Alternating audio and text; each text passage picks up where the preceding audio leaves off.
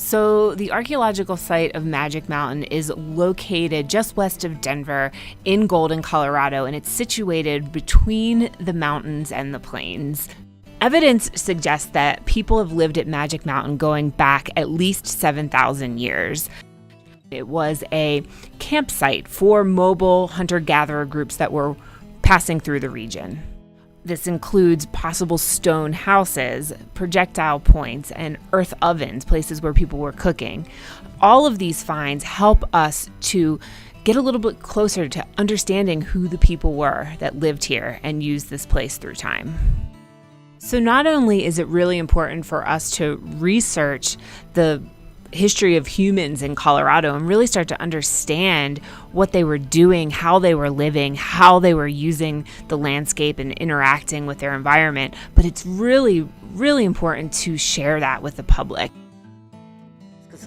Archaeology and anthropology, I wasn't even thinking on those terms. With these young people who have probably always dug around in the dirt one way or the other, they were now digging with a purpose. They were now becoming aware of how there is a relationship with history and the earth, and digging and finding evidence that not only had people lived there, but they thrived there. And they've left clues for them to embrace and clues for them to even share and actually sparked more interest and more enthusiasm about finding out more, even their stories.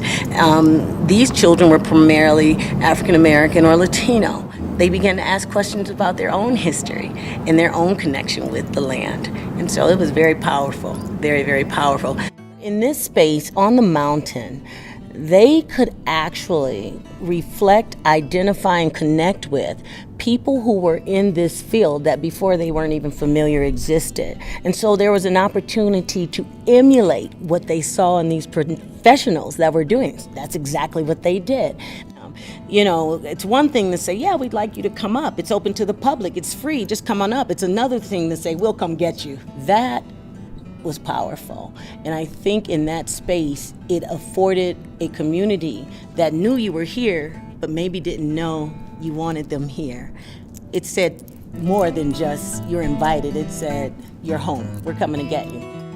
This project was designed to be really a twofold project, the research and the community outreach, and the two of them go seamlessly together.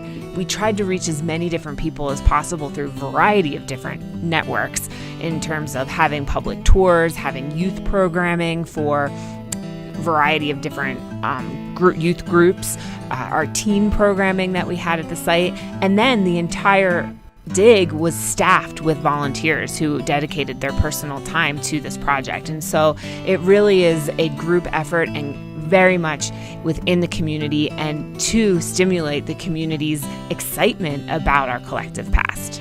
And we've learned a lot from this endeavor and really see this project as a model to use for other community projects circling around archaeology, historic preservation, and how to engage the public in a way that's meaningful to them and to get them involved and have ownership over protecting the past.